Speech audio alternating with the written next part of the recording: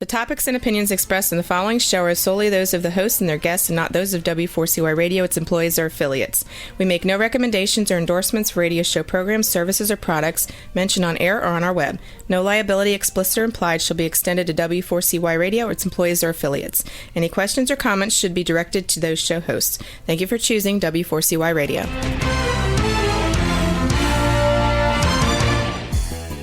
Welcome back, everyone, to the Geeks, Geezers, and Googlization Show, the home of Googlization Nation, where we talk with HR and business thought leaders about the crazy shift going on in the world of business, technology, and HR. Here's your host, Ira Wolf, and co-host Keith Campagna.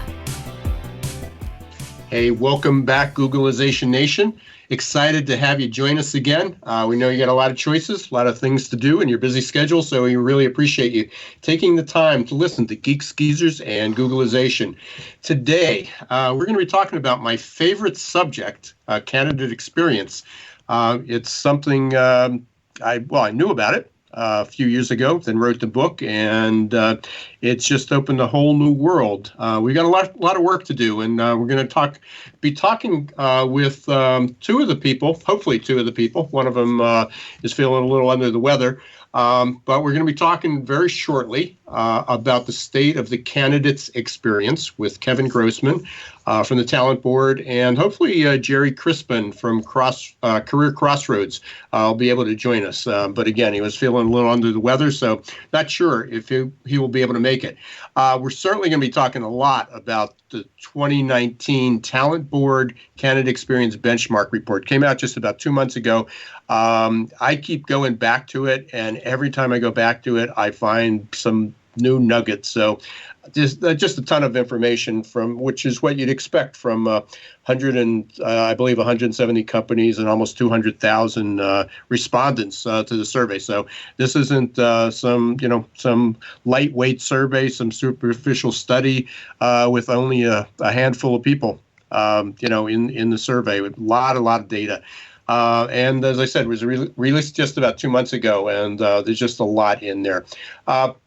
But one of the takeaways I had, and again, prepping for the show, I found a quote, and I wanted to share it with you because I think it's just a simple but a really good goal for every candidate. And this was from one of the case studies, from one of the companies who participated. And they said that the goal for every candidate that they have is to walk away feeling good, like they still want to do business with us, whether they were offered a position or not. So we're going to be talking about the business impact, substantial business impact of what happens when candidates don't get hired. Huge dollar amounts associated with that. And I would say, based on some of the response I saw, the more I dig in, the more horrifying it gets. But I use that word. Some of the results are just horrifying of how bad it really is. We don't have just disappointed candidates for not getting hired, but they're disgruntled and, as the report says, they're resentful for that. So, Keith. It's crazy. It's crazy, Ira. And you wonder why, but it doesn't take too long to get to a certain place where you start to get, and here I'll bring up empathy again. You start to get empathy towards people that are trying to make a move. They realize, they hear about how there are opportunities abound, the gig economy, that there's a shortage of talent. And the truth of the matter is that most HR departments, specifically recruitment, are behind the times so far, they can't keep up with it. And recruiters have a very special place in my heart, and I give them all the credit in the world because they're doing all they can to find people. But, it's organizations like the Talent Board that help expose the value in using technology and using it wisely, because the game has changed. We talk about it all the time. And if it takes longer for somebody to get a job, they're going to be more disgruntled. They're going to be more critical. And if they don't get that return phone call or that email or anything, it just makes them that much more, for lack of better terms, wanting to have a positive experience. So this is going to be another great conversation. Yeah, Yeah, and I want to throw out just a couple stats. Jerry had provided these. I knew about them, but again, there's just so much in there. He was writing a paper, so you'll probably see this, or not a paper, but an article. You'll probably see this in the future. But 2/3 of all the candidates who got rejected got the equivalent of an anonymous email. That's their notification. Nothing personal, just an anonymous email. And many times it took them more than 2 months to get that. And it was almost half of the candidates, I believe it was 47 or 48% of the candidates were still waiting to hear after they applied. It was 2 months later, and they still haven't heard anything. I mean, why this is still going on, I have no clue. But we're gonna be able to get some of that from Keith or Kevin. Again, I'm gonna mess this up all day long. So one of the things that I do want to ask you about real quick, Keith, we only have like a minute or two, and then I want to get maybe if we have some time, we can get Kevin's quote on it as well.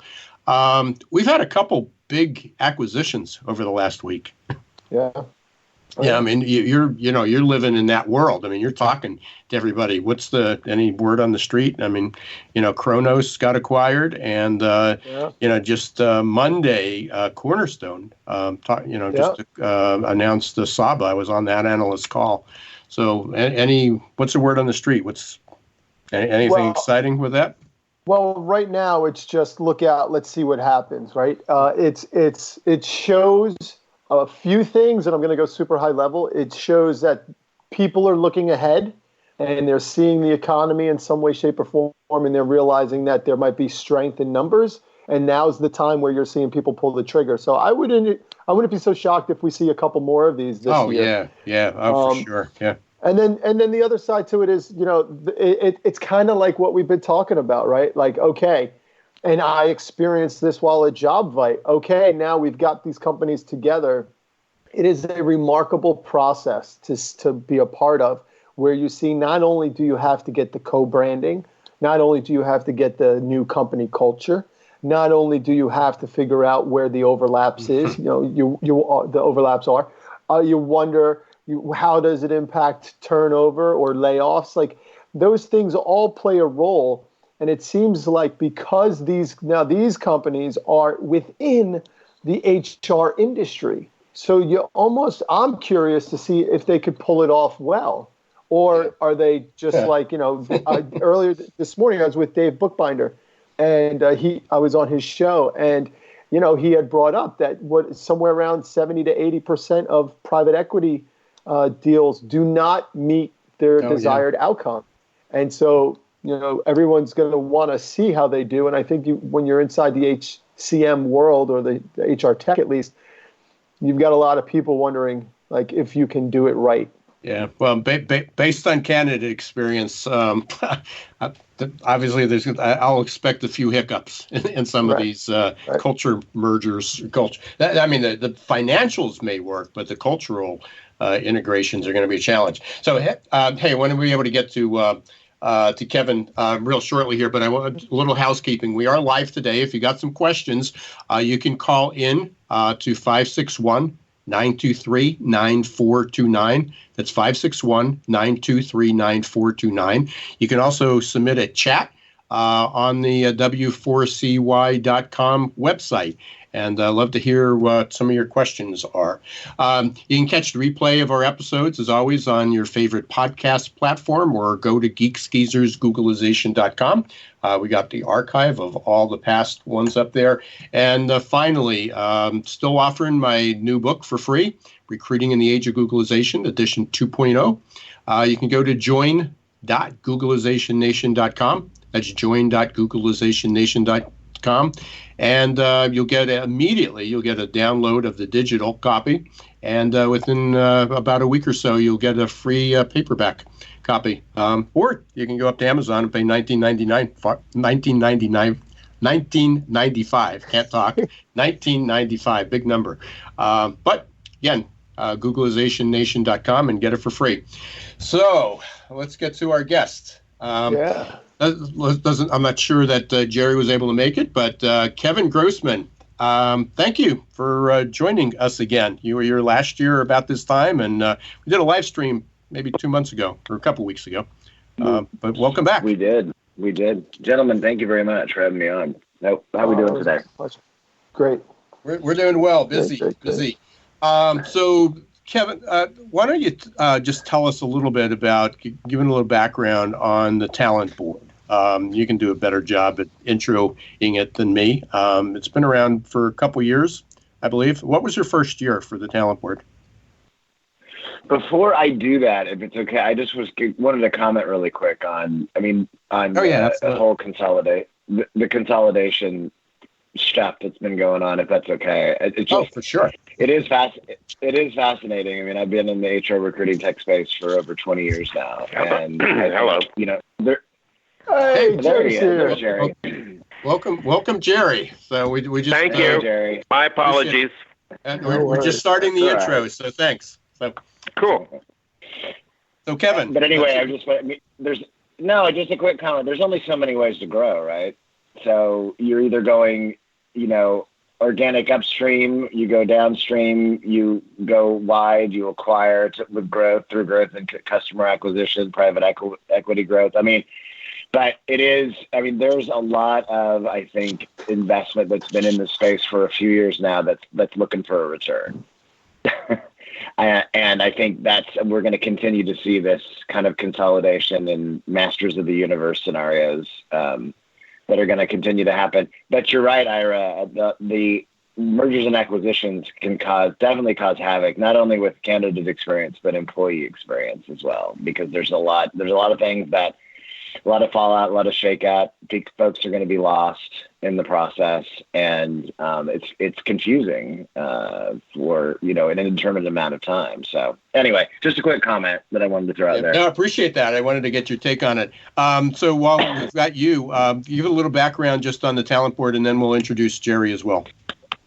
Sure, no worries. So the Talent Board, we've been doing this benchmark research for over 9 years now, going into our 10th year. And it was founded, Jerry was one of the co-founders, and he can touch on that in a minute. I was involved early on in this as a volunteer, and then about almost 5 years ago came on board to help run it and grow it over time. And so every year we work with hundreds of employers around the world and have them participate in our research. They self-assess what they're doing in recruitment and candidate experience first, and then they target a population of their own candidates, hourly, professional, management candidates, and ask them about their experience. The majority of those individuals are those who don't get hired at the end of the day, although there is some hired information that we do capture too. And then we release that information into the wild globally every year. So that's what we do. And it's every year I get I find out more and more, and I wrote this down the other day when somebody asked me is how would I sum it up, and my statement was there seems to be a huge disconnect between how job seekers apply and how companies recruit, and it's like two ships passing in the night. Because that's what I talk about almost every platform that I get, almost every conference or meeting that I attend. That's what I'm talking about. And I'm presenting one approach, and people are telling me, but this is the way we do it. Obviously there's a huge gap in there, and you're studying that gap. Before we get too deep into this, Jerry Crispin joined us. You bet. Tell us, your company is Career Crossroads, but you've been involved with the Talent Board from its inception as well. So welcome to the show. Introduce Career Crossroads and your involvement. Sure. Thank you. Thank you for having us. Obviously I'm passionate about this particular subject and have been for a long, long time. I do think it's not so much what they do, as you pointed out before. I think it's what they need. And the needs are different from the employer and the candidate. And the world has changed sufficiently that employers increasingly have to take into account more of the needs of all the stakeholders, not just their business partners.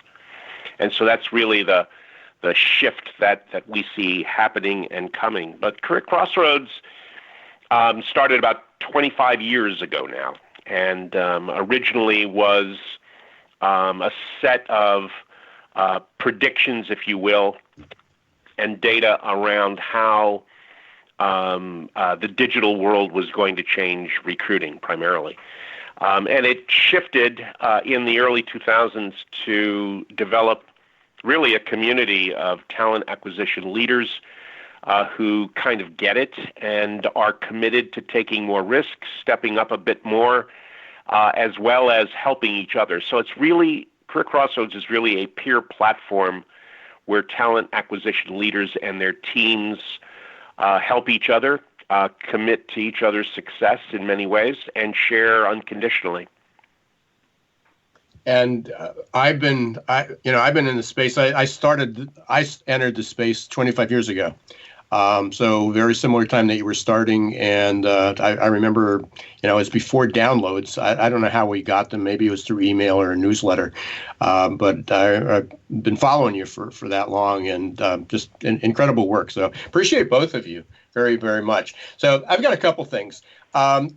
Just for a reference, and I think this is a powerful statement because we're going to certainly be focusing on this. Want to talk about, as I mentioned earlier, and both of you, the three of us, had talked about this a few weeks ago, about the business impact of candidate experience and what candidate resentment makes. But just when I was looking through the report again in prep for the show, there were a couple graphs that just stood out. And you used Net Promoter Scores, and I don't know if everybody's familiar with that, but essentially, if you score everything from 100 to minus 100, 0 just being neutral, people pretty much just go about. They don't talk good about you, they don't talk bad about you. The goal is to certainly be on the positive side, not on the negative. What I found remarkable was that when I look at some of these referral, what you call the referral ratings and the Net Promoter Scores, for people who don't participate in the Candy Awards, or who aren't the winners in the Candy, some of their scores are negative, which isn't. I mean, that's hard. I used this word earlier. It's horrifying that. Yes. That people are actually, not only are like no companies, even the winners in the amazing category, which is a 50. That's halfway to where you need to be. Most of them are in the okay category, but there's, across industries, across almost every size company, they're either close to 0 or negative. Yes. So there's some controversy over the use of that particular approach, but for those people who study a little bit more about NPS, Net Promoter Score, and variations on that theme, it kind of emphasizes the attitude of the customer or the candidate or the employee about the experience that they had, about the journey that they're on. And you're absolutely right, though, when you start looking at numbers that are negative.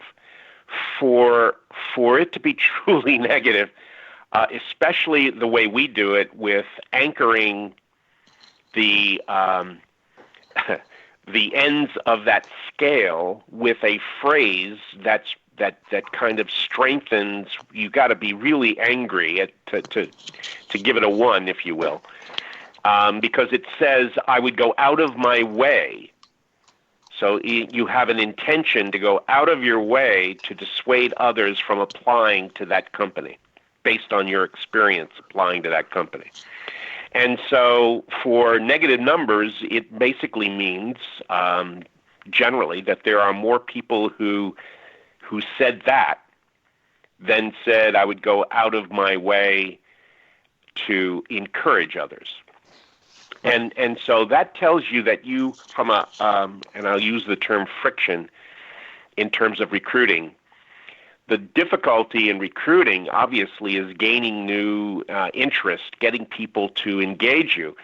And clearly, if the people that you have engaged turn on you to that level, you're going to have more and more difficulty getting new candidates and new prospects.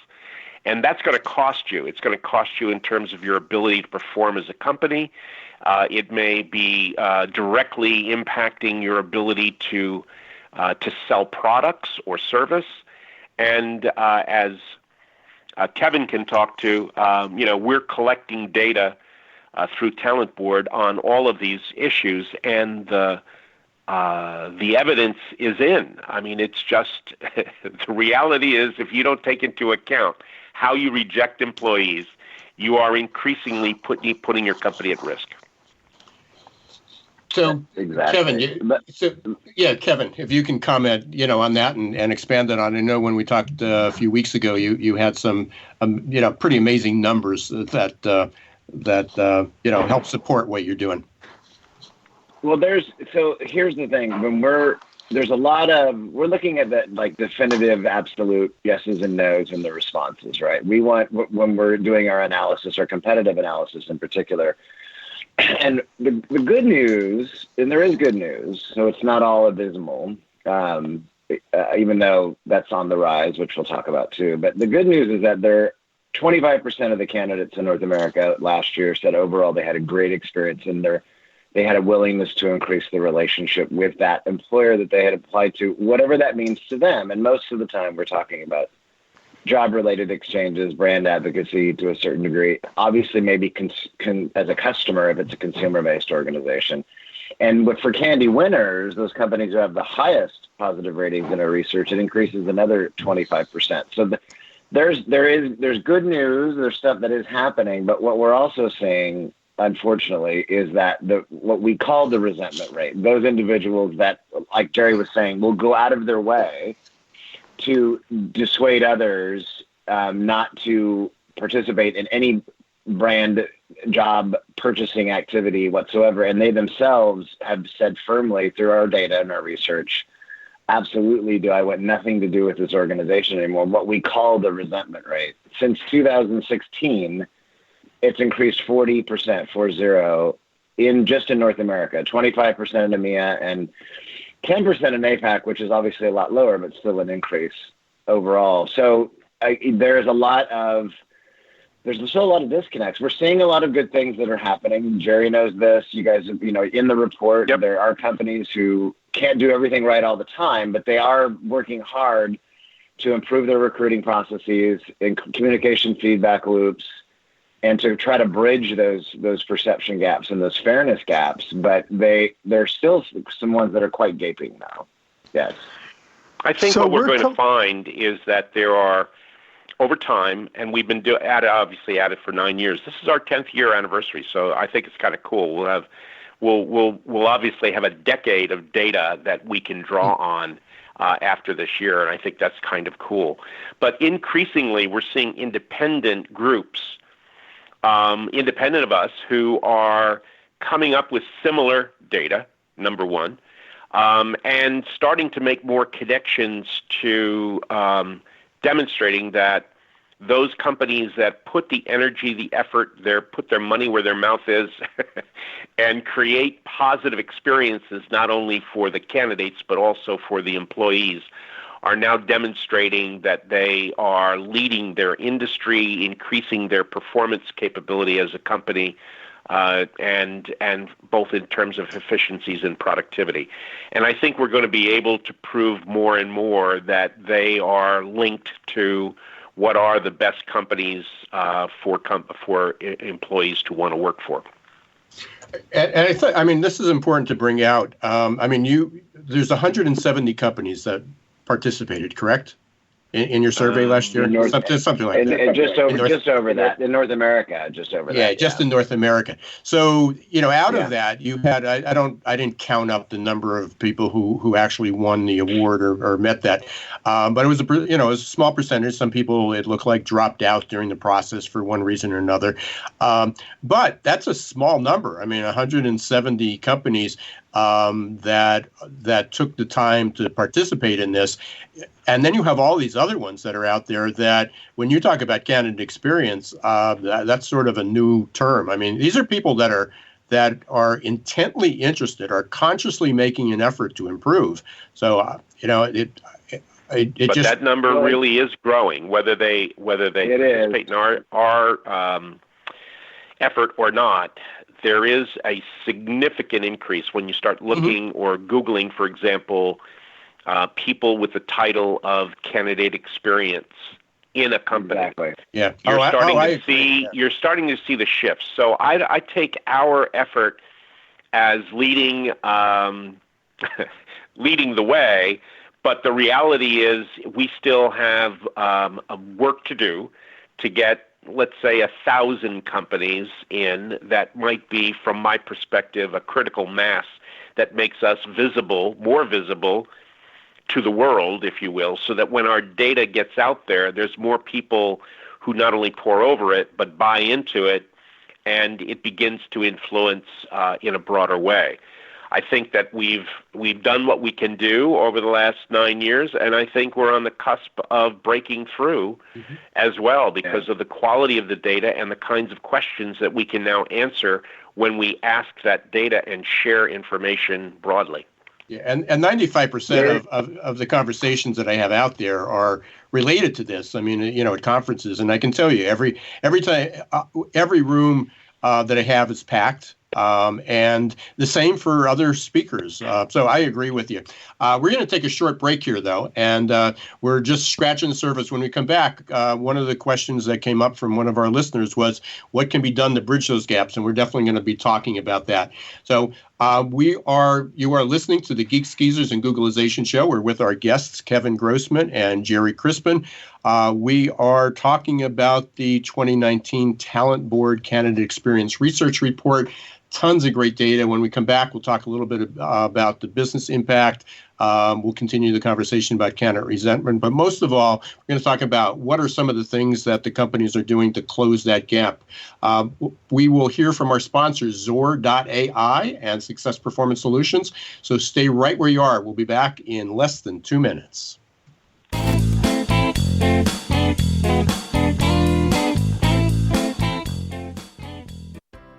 Imagine how your company would grow if your candidate experience earned a 99% approval rating.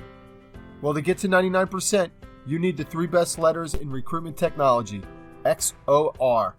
Zor's text bots, chat bots, and audio bots increased IKEA's candidate conversion rate 455%. Zor decreases candidate drop-off rates, improves your candidate experience, and collects analytics for future strategies. To learn more, check out Zor.ai. It's XOR.ai. Hi everyone, this is Ira Wolf, author of Recruiting in the Age of Googlization. I'm excited to announce that my online course, Recruitment Marketing for the Accidental Recruiter, is open for business. This course is the culmination of a 2-year-long project and releases recruiting tips I've learned after hundreds of hours of research, speaking with thousands of conference attendees, and interviews with dozens of experts. It's all available to you in Recruitment Marketing for the Accidental Recruiter. To receive more information or get started, visit our website at www.successperformancesolutions.com and click on the tab Recruitment Marketing for the Accidental Recruiter.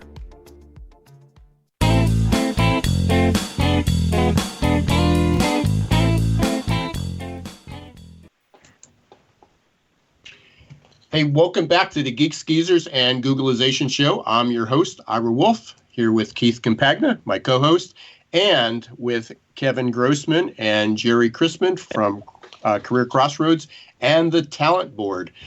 Hey, when we left off, we spent the first part of our kind of the show talking about the candidate experience, what companies are doing, kind of the trends. One of the things that has come up, there's certainly some differences between looking to get your comments on the difference between genders, male and female. If there's a difference in candidate experience in staff and salaried at the executive level or the hourly level. So I'll throw this out to either one of you, and please, kind of, what are you seeing buried in all this data? Kevin. I'll just talk. You can speak to the salary thing in a minute, Jerry, too. I think that's really important. What's interesting is that while there is some variance there's not a lot of extreme variance across generation. I think that one of the things that we've tried to dig for through our data, and we continue to analyze, that it relates more to expectation setting for each of these different groups and what kinds of exposition, especially for the position type. So we do know the biggest difference we do see is more by job type. So entry-level positions, positions that don't have a lot of initial experience versus professional, hourly versus professional versus senior management. The expectations are different for each of those groups, right? So we see that there is a deterioration of candidate experience as the levels go more senior. And we do see that, again, a little bit as well as we go to boomers versus millennials and Gen Z.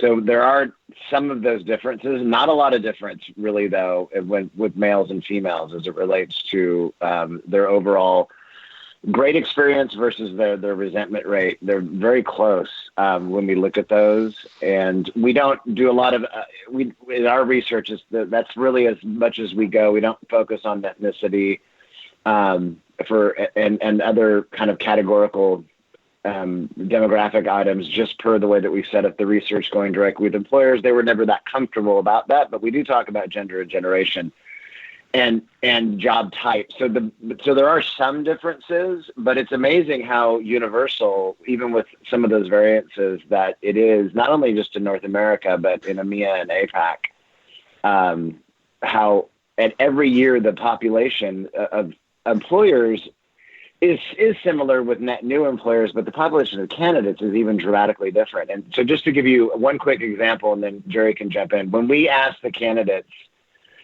globally, not just North America, about their willingness to share positive and negative experiences with their inner circle, for example, or even publicly online, the continuity of the response is really kind of uncanny year after year, and with a different population of candidates. So those who are willing to share their positive experiences with their inner circle, people they trust, we talk to every day, et cetera, that's 80-ish% year after year are sharing their positive experiences since the beginning of this, almost the beginning of this program. And those who are willing to share the negative experiences, about 2/3. But it's fascinating in how close that is almost every single year. So again, not a lot of difference in with the exception of, and I think it's related more to expectation setting with those different groups and populations. Anyway, Jerry, you want to comment on that? Well, yeah, a couple things. One, in the very early years, it was lower, it grew, and now is stabled out at that 2/3, for example, are willing to share negative experiences with their inner circle of 4, 5, whatever, and 1/3 are willing to share publicly. And what that implies is the power of collectively of candidates in terms of a social world where the world hears what's going on with you. And that's really where the power is coming from, and its ability to impact what employers are thinking about in terms of things that they need to address. So there's that issue. The other issue to me is when you start looking at practices, not demographics, but practices. So I think last time we talked about, for example, the practice of how do we handle explaining compensation for this job, and when do we introduce compensation for this job? Do you do it in the job description? Do you do it in the screen? Do you do it when they come in for interviews, or do you do it when you finally make them an offer? And the reality is we're learning more and more that the way in which you do that impacts the perception of the candidate in terms of whether they're being fairly treated. And that has a lot to do with how they rate their experience. And so this sense of fairness, for example, when you delay sharing information is increasingly a problem. So that's one thing. The other is a question that impacted the senior thing. I was really moved about a month ago by a post from a C-level talent acquisition leader who shared the way in which she was being ghosted by companies. She was getting lots of interest in her background in looking for a job as a global VP of TA, and in some cases was even being told that she would be made an offer shortly, and then no longer is she able to connect to them, that kind of thing. And it was, she shared her pain, she shared what was going on, and obviously the irony is we're talking about the highest level of person responsible for all the recruiting. So there's a certain irony in all of that. So that caused me to talk to Kevin and Ron and say, can we filter into some of our data and look at just those individuals who looked for jobs at very high levels? And we can. We could filter out something like 3,000 candidates who applied to senior level positions in their corporation and completed a full survey. And of those, about 900, something in that order, knew that they were rejected at the time they took the survey. And we further had asked a question of them: how did they learn about that rejection? And there were several possible answers. And one of them was, for example, I was provided a link to my status. Another was I received an email from an anonymous source in the company that basically said, we're no longer going forward with you and do not reply to this email, essentially. I received an email from a specific hiring manager, a specific recruiter, indicating they were no longer being, so they got something a little more personalized. And there was also a question. I received a phone call from the hiring manager or recruiter, again, those kinds of things. Now you could, from a hypothetical point of view, the more personalized you would believe, the better the overall result would be for the person who rejected. And we could show that data. We could show, for example, from a Net Promoter Score, that senior managers who were called by the hiring manager and talked to had generally a positive overall reaction to their experience in terms of the rating, even though this probably wasn't the causative piece, but probably was one of the many factors involved. And the NPS score, by the way, was 13, so not huge. It was just that. And that's not bad for someone who's just been rejected. However, when you looked at the fact that 68% of the senior candidates said that the way they were rejected was that they received an unsigned email notifying me of my rejection that had no reply option, that's kind of the standard that was out there, and this is for the companies competing for the Candidate Experience Awards. And of those, the average NPS score was minus 46. Whoa! Now that's a serious That's angry person. That's about, it's hard to get. I mean, minus 100 is a theoretical concept. It's like approaching zero. So minus 46 is about as bad as it could possibly get in terms of a statement about my attitude and my intention. And when we looked at overall, when we looked at the same thing, not for senior, but for all professional, non-professional, et cetera, it was also pretty bad for that. And it was also 68% were getting that kind of option. And it was minus 28, which is bad enough. That probably is as bad as I'd seen before I saw the minus 46. Yeah, the minus what 46 that tells me, and then I'm just going to shut up. What that tells me is that the practice of most employers currently is a mistake in how they reject candidates. and whether or not the candidate got beyond got beyond the application or not. It is wrong for employers to continue with a practice that has such a negative response rate. We need to rethink that in the 21st century, and in my opinion, you need to be doing it now. Now, I will say that among the senior candidates who were rejected, they twice as many as the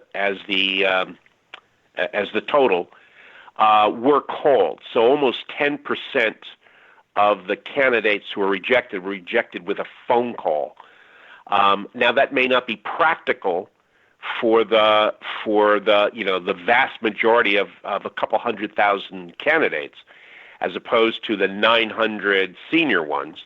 But I got to tell you, we need to find new ways, and maybe, a chat bot that calls you and says, "Oh, I'm so sorry, we're not going to go forward with you. But if you really are concerned about this, here's how to reach a human," or something. I don't know. We need to experiment a little bit more. And Jerry, that was where I was going with. Let's flip the coin here. And what are you two seeing, or what does the data show that companies are doing that make, like, what's the next best thing that a company can be doing to turn the tide? And maybe more personalized is the way to go. I will tell you that in many years ago, when I was studying different aspects of this, I applied to the 100 best companies in America to work for every year. And I won't even bother to tell you how long it takes to apply to the 100 best companies in America to work for. Eventually, I got volunteers and so on. But there were only 2 companies that responded in a positive way. And one was Container Corp, and the other was, what's the name of the shoe company that Amazon owns in Vegas? Zappos. Yeah, Zappos. Right. Which that makes sense. And the reason why is because they absolutely personalized their rejection. They admitted that they were sorry they didn't have a job that would fit me. They were sure of my eventual success. They encouraged me to become more knowledgeable, gain more experience, get more skill in the areas that they care about, and then to come back when I thought I had that. And so they went to great lengths to call my name and to sign the damn email that I could reply to.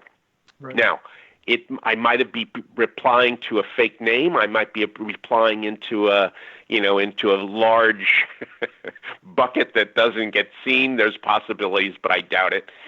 But I felt that somebody was treating me with some degree of respect, that I had invested time in engaging this company and indicating and sharing my vulnerability and interest in wanting to work for them. And they responded in like way. So let me get this. I think that's the kind of thing that we're seeing in terms of shifts of practice of best in practice is more personalization. Now you can learn how to automate those kinds of things. It's greater sets of expectations, and Kevin has a number of key workshops that he does to provide a lot of detail on these kinds of things. But it's holding yourself accountable and measuring candidate experience and making that part of your performance. Obviously, you work at what you get slapped at or rewarded for. And so those are the kinds of things that we need to be looking at and making shifts and changes in. Kevin, anything to add? I got another example.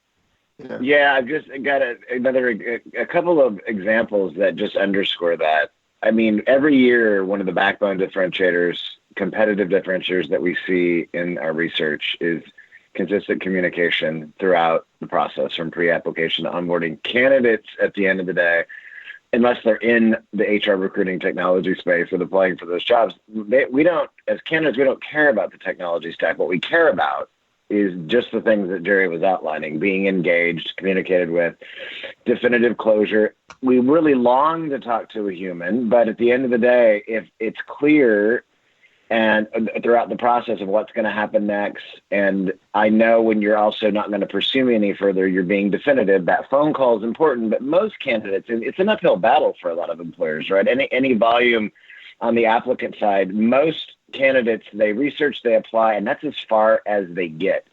So some of the work that we're doing with some deeper work that we're doing with some of the Candy benchmark research companies, what we're finding as we dig deeper is even the difference between the type of message that you send out at the point of application disposition. A lot of that's going to be automated, a lot, right? That's going to be templates that go out. But when you look at the difference in scores, NPS scores that we're finding between the message that says, thank you for your time, if you're qualified, we'll be in touch, versus thank you for your time, we're not going to pursue you at this time, but please consider another job in the future, or something that's more definitive, like, listen, we're not going to follow up on you now, right? You're not qualified now.